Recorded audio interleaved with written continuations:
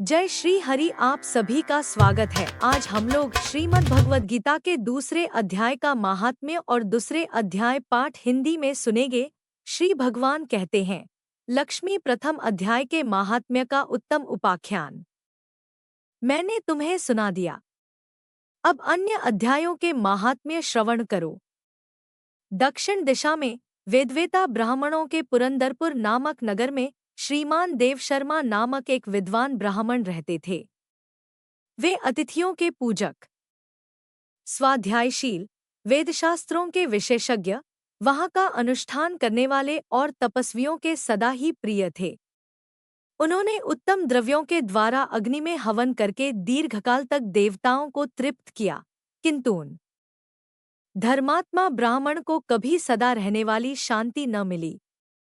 वे परम कल्याणमय तत्व का ज्ञान प्राप्त करने की इच्छा से प्रतिदिन प्रचुर सामग्रियों के द्वारा सत्य संकल्प वाले तपस्वियों की सेवा करने लगे। इस प्रकार शुभ आचरण करते हुए उन्हें बहुत समय बीत गया। तदंतर एक दिन पृथ्वी पर उनके समक्ष एक त्यागी महात्मा प्रकट हुए। वे पूर्ण अनुभवी, आकांक्षारहित, नासिका के अग्रभाग पर दृष्टि रखने वाले तथा शांतचित्त थे। निरंतर परमात्मा के चिंतन में संलग्न हो वे सदा आनंद विभोर रहते थे।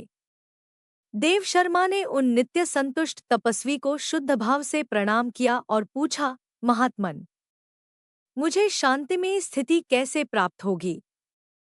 तब उन आत्मज्ञानी संत ने देवशर्मा को सौपुर ग्राम के निवासी मित्रवानु का, जो बकरियों का चरवाहा था, परिचय दिया और कहा, वही तुम्हें उपदेश देगा।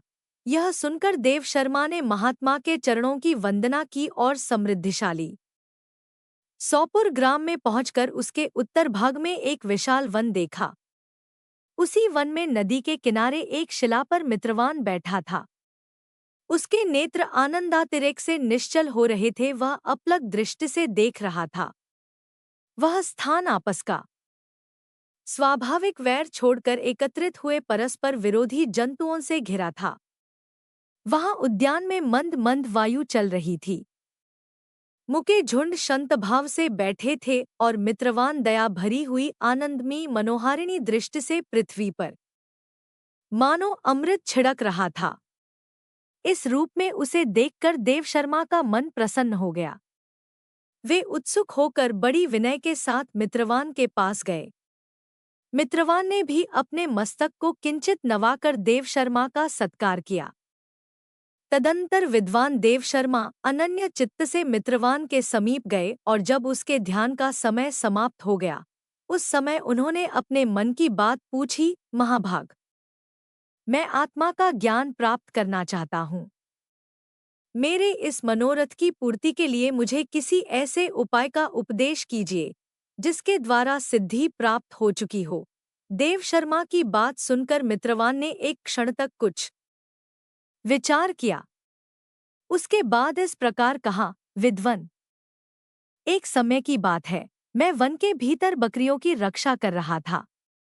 इतने में ही एक भयंकर व्याघ्र पर मेरी दृष्टि पड़ी, जो मानो सबको ग्रस लेना चाहता था। मैं मृत्यु से डरता था, इसलिए व्याघ्र को आते देख बकरियों के झुंड को आगे करके वहां से भाग चला, किंतु एक बकरी तुरंत ही सारा भय छोड़कर नदी के किनारे उस व्याघ्र के पास बेरोक टोक चली गई। फिर तो व्याघ्र भी द्वेष छोड़कर चुपचाप खड़ा हो गया। उसे इस अवस्था में देखकर बकरी बोली, व्याघ्र, तुम्हें तो अभीष्ट भोजन प्राप्त हुआ है। मेरे शरीर से मांस निकालकर प्रेमपूर्वक खाओ न। तुम इतनी देर से खड़े क्यों हो? तुम्हारे मन में मुझे खाने का विचार क्यों नहीं हो रहा है? व्याघ्र बोला, बकरी, इस स्थान पर आते ही मेरे मन से द्वेष का भाव निकल गया। भूख प्यास भी मिट गई। इसलिए पास आने पर भी अब मैं तुझे खाना नहीं चाहता। व्याघ्र के यूं कहने पर बकरी बोली, जाने में कैसे निर्भय हो गई हूं। इसमें क्या कारण हो सकता है? यदि तुम जानते हो तो बताओ। यह सुनकर व्याघ्र ने कहा, मैं भी नहीं जानता। चलो सामने खड़े हुए इन महापुरुष से पूछें। ऐसा निश्चय करके वे दोनों वहां चल दिए। उन दोनों के स्वभाव में यह विचित्र परिवर्तन देखकर मैं बहुत विस्मय में पड़ा था। इतने में ही उन्होंने मुझसे आकर प्रश्न किया। वहां वृक्ष की शाखा पर एक वानरराज था। उन दोनों के साथ मैंने भी वानरराज से पूछा। विप्रवर मेरे पूछने पर वानरराज ने आदरपूर्वक कहा, अजापाल, सुनो, इस विषय में मैं तुम्हें प्राचीन वृत्तांत सुनाता हूँ। यह सामने वन के भीतर जो बहुत बड़ा मंदिर है, उसकी ओर देखो, इसमें ब्रह्माजी का स्थापित किया हुआ एक शिवलिंग है। पूर्वकाल में यहाँ सुकर्मा नामक एक बुद्धिमान महात्मा रहते थे, जो तपस्या में संलग्न होकर इस मंदिर में उपासना करते थे। वे वन में से फूलों का संग्रह कर लाते और नदी के जल से पूजनीय भगवान शंकर को स्नान कराकर उन्हों से उनकी पूजा किया करते थे। इस प्रकार आराधना का कार्य करते हुए सुकर्मा यहाँ निवास करते थे। बहुत समय के बाद उनके समीप किसी अतिथि का आगमन हुआ। सुकर्मा ने भोजन के लिए फल लाकर अतिथि को अर्पण किया और कहा, विद्वन, मैं केवल तत्वज्ञान की इच्छा से भगवान शंकर की आराधना करता हूँ। आज इस आराधना का फल परिपक्व होकर मुझे मिल गया, क्योंकि इस समय आप जैसे महापुरुष ने मुझ पर अनुग्रह किया है। सुकर्मा के ये मधुर वचन सुनकर तपस्या के धनी महात्मा अतिथि को बड़ी प्रसन्नता हुई। उन्होंने एक शिलाखंड पर गीता का दूसरा अध्याय लिख दिया और ब्राह्मण को उसके पाठ एवं अभ्यास के लिए आज्ञा देते हुए कहा, ब्राह्मण, इससे तुम्हारा आत्मज्ञान संबंधी मनोरथ अपने आप सफल हो जाएगा। यो कहकर वे बुद्धिमान तपस्वी सुकर्मा के सामने ही उनके देखते देखते अंतर्धान हो गए। सुकर्मा विस्मित होकर उनके आदेश के अनुसार निरंतर गीता के द्वितीय अध्याय का अभ्यास करने लगे। तदंतर दीर्घकाल के पश्चात अंतःकरण शुद्ध होकर उन्हें आत्मज्ञान की प्राप्ति हुई। फिर वे जहां जहां गए, वहां वहां का तपोवन शांत हो गया। उनमें शीतोष्ण और रागद्वेष आदि की बाधाएं दूर हो गईं। इतना ही नहीं, उन स्थानों में भूख प्यास का कष्ट भी जाता रहा तथा भय का सर्वथा अभाव हो गया। यह सब द्वितीय अध्याय का जप करने वाले सुकर्मा ब्राह्मण की तपस्या का ही प्रभाव समझो। मित्रवान कहता है, वानरराज के यो कहने पर मैं प्रसन्नतापूर्वक बकरी और व्याघ्र के साथ उस मंदिर की ओर गया। वहां जाकर शिलाखंड पर लिखे हुए गीता के द्वितीय अध्याय को मैंने देखा और पढ़ा। उसी की आवृत्ति करने से मैंने तपस्या का पार पा लिया है। आता भद्रपुरुष, तुम भी सदा द्वितीय अध्याय की ही आवृत्ति किया करो। ऐसा करने पर मुक्ति तुमसे दूर नहीं रहेगी। श्री भगवान कहते हैं, प्रिय मित्रवान के इस प्रकार आदेश देने पर देव शर्मा ने उसका पूजन किया और उसे प्रणाम करके पुरंदरपुर की राह ली। वहां किसी देवालय में पूर्वोक्त आत्मज्ञानी महात्मा को पाकर उन्होंने यह सारा वृत्तांत निवेदन किया और सबसे पहले उन्हीं से द्वितीय अध्याय को पढ़ा। उनसे उपदेश पाकर शुद्ध अंतःकरण वाले देव शर्मा प्रतिदिन बड़ी श्रद्धा के साथ द्वितीय अध्याय का पाठ करने लगे। तब से उन्होंने अनवद्य प्रशंसा के योग्य परमपद को प्राप्त कर लिया। लक्ष्मी, यह द्वितीय अध्याय का उपाख्यान कहा गया। अब तृतीय अध्याय का माहात्म्य बतलाऊंगा। अर्जुन के शोक का कारण संजय ने कहा, इस प्रकार करुणा से अभिभूत, आंसुओं से भरे हुए व्याकुल नेत्रों वाले शोकग्रस्त अर्जुन को डोट देखकर मधुसूदन श्री कृष्ण ने यह शब्द कहे। श्री भगवान ने कहा, हे अर्जुन, इस विपरीत स्थिति पर तेरे मन में यह अज्ञान कैसे उत्पन्न हुआ? न तो इसका जीवन के मूल्यों को जानने वाले मनुष्यों द्वारा आचरण किया गया है और न ही इससे स्वर्ग की और न ही यश की प्राप्ति होती है। इसलिए हे अर्जुन, तू नपुंसकता को प्राप्त मत हो, यह तुझे शोभा नहीं देता है। हे शत्रुओं के दमन करता, हृदय की तुच्छ दुर्बलता को त्याग कर युद्ध के लिए खड़ा हो। लुक अर्जुन ने कहा, हे मधुसूदन, हे शत्रुहंता, मैं युद्धभूमि में किस प्रकार भीष्म पितामह और द्रोणाचार्य जैसे पूजनीय व्यक्तियों पर बाण कैसे चलाऊंगा। महापुरुषों को जो कि मेरे गुरु हैं, इन्हें मार कर जीने की अपेक्षा मैं इस संसार में भिक्षा मांग कर खाना श्रेयस्कर समझता हूँ, क्योंकि गुरुजनों को मार कर भी तो इस संसार में खून से सने हुए सुख रूप भोग ही तो भोगने को मिलेंगे। हम यह भी नहीं जानते कि हमारे लिए युद्ध करना श्रेष्ठ है या युद्ध न करना, और यह भी नहीं जानते कि हम जीतेंगे या वे ही जीतेंगे। धृतराष्ट्र के पुत्रों का वध करके हम जीना भी नहीं चाहते, फिर भी वे हमारे सामने युद्धभूमि में खड़े हैं। कृपण और दुर्बल स्वभाव के कारण अपने कर्तव्य के विषय में मोहित हुआ मैं आपसे पूछता हूँ कि वह साधन जो मेरे लिए श्रेयस्कर हो, उसे निश्चित करके कहिए। अब मैं आपका शिष्य हूँ और आपके शरणागत हूँ, कृपया मुझे उपदेश दीजिए। मुझे सा कोई साधन नहीं दिखता जो मेरी इंद्रियों के सुखाने वाले शोक को दूर कर सके। स्वर्ग में धनधान्य संपन्न देवताओं के सर्वोच्च इंद्रपद और पृथ्वी पर निष्कंटक राज्य को प्राप्त करके भी मैं उस उपाय को नहीं देखता हूँ। संजय ने कहा, हे राजन, निद्रा को जीतने वाला अर्जुन ने इंद्रियों के स्वामी श्री कृष्ण से कहा, हे गोविंद, मैं युद्ध नहीं करूंगा, और चुप हो गया। हे भरतवंशी, इस समय दोनों सेनाओं के बीच शोकग्रस्त अर्जुन से इंद्रियों के स्वामी श्री कृष्ण ने हंसते हुए से यह शब्द कहे। सांख्य योग का विषय भगवान ने कहा, हे अर्जुन, तू उनके लिए शोक करता है जो शोक करने योग्य नहीं है और पंडितों की तरह बातें करता है। जो विद्वान होते हैं वे न तो जीवित प्राणी के लिए और न ही मृत प्राणी के लिए शोक करते। ऐसा कभी नहीं हुआ कि मैं किसी भी समय में नहीं था, या तू नहीं था, अथवा ये समस्त राजा नहीं थे, और न ऐसा ही होगा कि भविष्य में हम सब नहीं रहेंगे।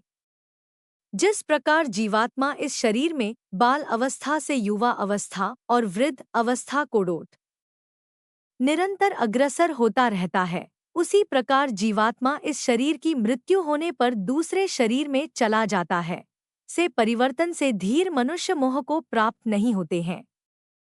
हे कुंती पुत्र, सुख दुख को देने वाले विषयों के क्षणिक संयोग तो केवल इंद्रियबोध से उत्पन्न होने वाले सर्दी तथा गर्मी की ऋतुओं के समान आने जाने वाले हैं।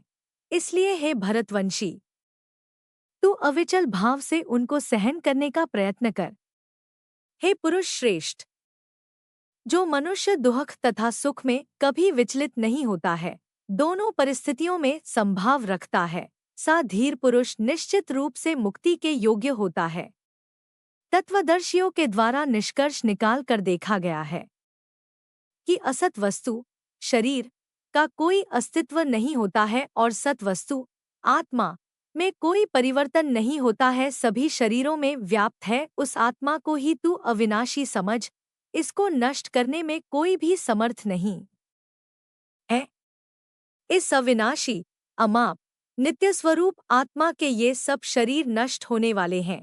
अतः हे भरतवंशी, तू युद्ध कर। जो इस आत्मा को मारने वाला समझता है तथा जो इसको मरा हुआ समझता है, वे दोनों ही अज्ञानी है, क्योंकि यह आत्मा वास्तव में न तो किसी को मारता है और न किसी द्वारा मारा जाता है। यह आत्मा किसी काल में भी न तो जन्म लेता है और न मरता है और न ही जन्म लेगा। यह अजन्मा, नित्य, शाश्वत और पुरातन है। शरीर के मारे जाने पर भी यह नहीं मारा जा सकता है। हे पृथापुत्र, जो मनुष्य इस आत्मा को अविनाशी, शाश्वत, अजन्मा और अव्यय जानता है, वह मनुष्य किसी को कैसे मार सकता है या किसी के द्वारा कैसे मारा जा सकता है। सांख्य योग का विषय श्री भगवान ने कहा, हे अर्जुन, तू उनके लिए शोक करता है जो शोक करने योग्य नहीं है और पंडितों की तरह बातें करता है। जो विद्वान होते हैं वे न तो जीवित प्राणी के लिए और न ही मृत प्राणी के लिए शोक करते। ऐसा कभी नहीं हुआ कि मैं किसी भी समय में नहीं था, या तू नहीं था, अथवा ये समस्त राजा नहीं थे, और न ऐसा ही होगा कि भविष्य में हम सब नहीं रहेंगे। जिस प्रकार जीवात्मा इस शरीर में बाल अवस्था से युवा अवस्था और वृद्ध अवस्था को डोट निरंतर अग्रसर होता रहता है, उसी प्रकार जीवात्मा इस शरीर की मृत्यु होने पर दूसरे शरीर में चला जाता है। से परिवर्तन से धीर मनुष्य मोह को प्राप्त नहीं होते हैं। हे कुंती पुत्र, सुख दुख को देने वाले विषयों के क्षणिक संयोग तो केवल इंद्रियबोध से उत्पन्न होने वाले सर्दी तथा गर्मी की ऋतुओं के समान आने जाने वाले हैं। इसलिए हे भरतवंशी, तू अविचल भाव से उनको सहन करने का प्रयत्न कर। हे पुरुष श्रेष्ठ, जो मनुष्य दुख तथा सुख में कभी विचलित नहीं होता है, दोनों परिस्थितियों में संभाव रखता है, सा धीर पुरुष निश्चित रूप से मुक्ति के योग्य होता है। तत्वदर्शियों के द्वारा निष्कर्ष निकाल कर देखा गया है कि असत वस्तु शरीर का कोई अस्तित्व नहीं होता है और सत वस्तु आत्मा में कोई परिवर्तन नहीं होता है, जो सभी शरीरों में व्याप्त है। उस आत्मा को ही तू अविनाशी समझ, इसको नष्ट करने में कोई भी समर्थ नहीं है। इस अविनाशी अमाप नित्य स्वरूप आत्मा के ये सब शरीर नष्ट होने वाले हैं। अतः हे भरतवंशी, तू युद्ध कर जो इस आत्मा को मारने वाला समझता है तथा जो इसको मरा हुआ समझता है, वे दोनों ही अज्ञानी है, क्योंकि यह आत्मा वास्तव में न तो किसी को मारता है और न किसी द्वारा मारा जाता है। यह आत्मा किसी काल में भी न तो जन्म लेता है और न मरता है और न ही जन्म लेगा। यह अजन्मा, नित्य, शाश्वत और पुरातन है। शरीर के मारे जाने पर भी यह नहीं मारा जा सकता है। हे पृथापुत्र, जो मनुष्य इस आत्मा को अविनाशी, शाश्वत, अजन्मा और अव्यय जानता है, वह मनुष्य किसी को कैसे मार सकता है या किसी के द्वारा कैसे मारा जा सकता है। जिस प्रकार मनुष्य पुराने वस्त्रों को त्याग कर दूसरे नए वस्त्रों को धारण करता है, उसी प्रकार आत्मा पुराने तथा व्यर्थ के शरीरों को त्याग कर नए शरीरों को धारण करता है। यह आत्मा न तो शस्त्र द्वारा काटा सकता है, न ही आग के द्वारा जलाया जा सकता है, न जल द्वारा भिगोया जा सकता है और न ही वायु द्वारा सुखाया जा सकता है। यह आत्मा न तो तोड़ा जा सकता है, न ही जलाया जा सकता है, न इसे घुलाया जा सकता है और न ही सुखाया जा सकता है। यह आत्मा शाश्वत, सर्वव्यापी, अविकारी, स्थिर और सदैव एक सा रहने वाला है। यह आत्मा अदृश्य, अकल्पनीय और अपरिवर्तनीय कहा जाता है। इस प्रकार आत्मा को अच्छी तरह जानकर तू शोक करने के योग्य नहीं है। हे महाबाहु, यदि तू इस आत्मा को सदा जन्म लेने वाला तथा सदा मरने वाला मानता है, तो भी तू इस प्रकार शोक करने योग्य नहीं है। जिसने जन्म लिया है उसकी मृत्यु निश्चित है और मृत्यु के पश्चात पुनर्जन्म निश्चित है। अतः इस बिना उपाय वाले विषय में तू शोक करने योग्य नहीं है। के बाद भी अदृश्य हो जाने वाले हैं, केवल बीच में ही इन्हें देखा जा सकता है। अतः शोक करने की कोई आवश्यकता नहीं है।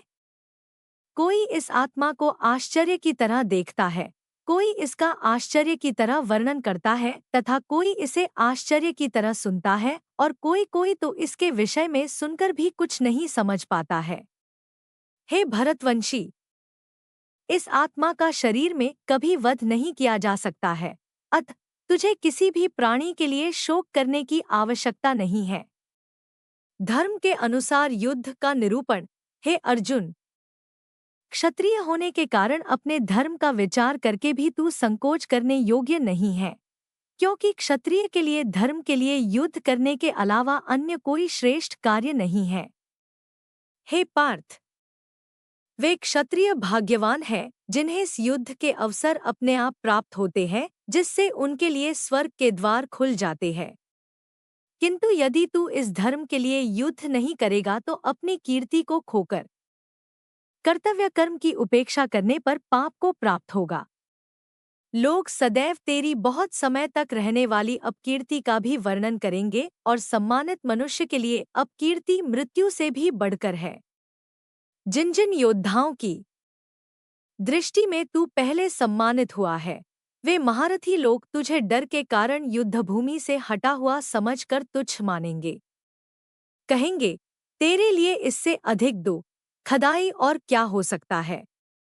हे कुंती पुत्र, यदि तू युद्ध में मारा गया तो स्वर्ग को प्राप्त करेगा, और यदि तू युद्ध जीत गया तो पृथ्वी का साम्राज्य भोगेगा। अतः तू दृढ़ संकल्प करके खड़ा हो जा और युद्ध कर। सुख या दुख, हानि या लाभ और विजय या पराजय का विचार त्याग कर युद्ध करने के लिए ही युद्ध कर। सा करने से तू पाप को प्राप्त नहीं होगा।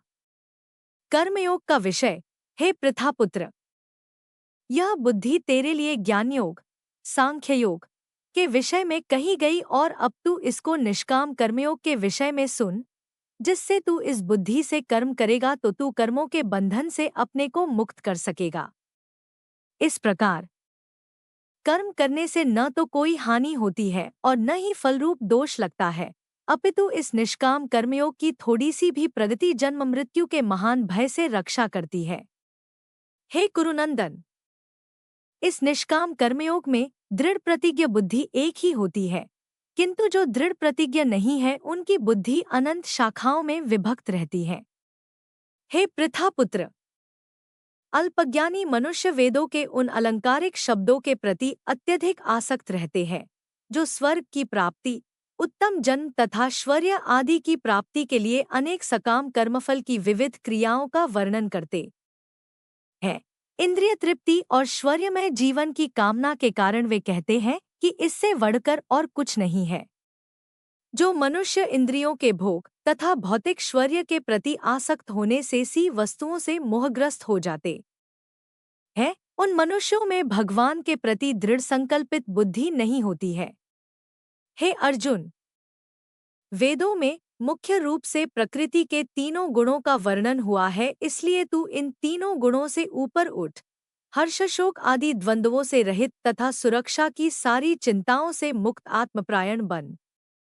सभी तरफ से परिपूर्ण जलाशय के प्राप्त हो जाने पर छोटे जलाशय के प्रति मनुष्य का जितना प्रयोजन रहता है, ब्रह्मा को तत्व से जानने वाले ब्राह्मण का समस्त वेदों से उतना ही प्रयोजन रह जाता है।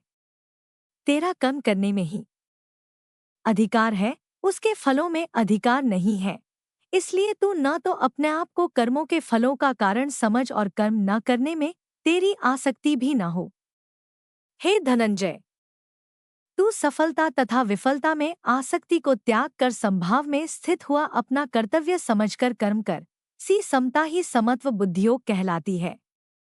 हे धनंजय, इस समत्व बुद्धियोग के द्वारा समस्त निंदनीय कर्म से दूर रहकर उसी भाव से सी चेतना परमात्मा की शरण ग्रहण कर।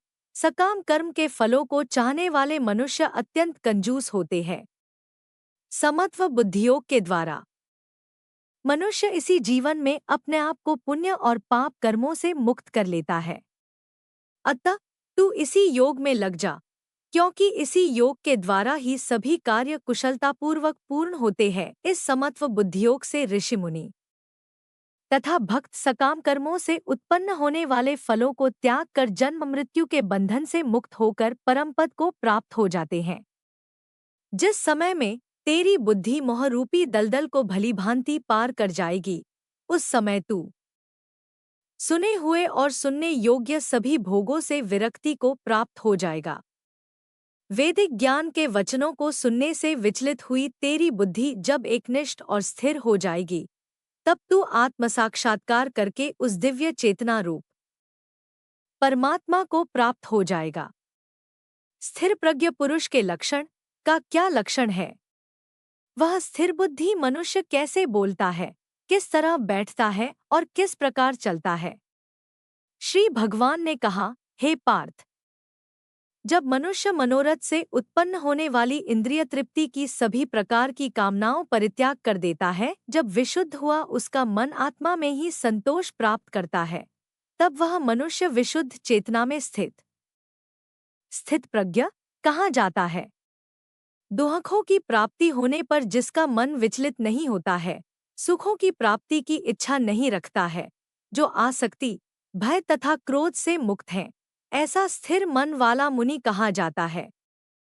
इस संसार में जो मनुष्य न तो शुभ की प्राप्ति से हर्षित होता है और न अशुभ के प्राप्त होने पर द्वेष करता है, सी बुद्धि वाला पूर्ण ज्ञान में स्थिर होता है। जिस प्रकार कछुआ सब ओर से अपने अंगों को समेट लेता है, उसी प्रकार जब मनुष्य इंद्रियों को इंद्रिय विषयों से सब प्रकार से खींच लेता है, तब वह पूर्ण चेतना में स्थिर होता है। इंद्रियों द्वारा विषयों को ग्रहण न करने वाले मनुष्य के विषय तो मिट जाते हैं, परंतु उनमें रहने वाली आसक्ति बनी रहती है। से स्थिर बुद्धि वाले मनुष्य की आसक्ति भी परमात्मा का साक्षात्कार करके मिट जाती है।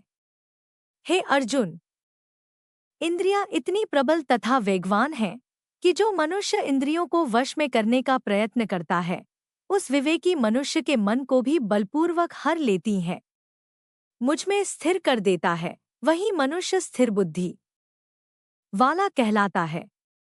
इंद्रियों के विषयों का चिंतन करते हुए मनुष्य की उन विषयों में आसक्ति हो जाती है। सी आसक्ति से उन विषयों की कामना उत्पन्न होती है और कामना में विघ्न पड़ने से क्रोध उत्पन्न होता है।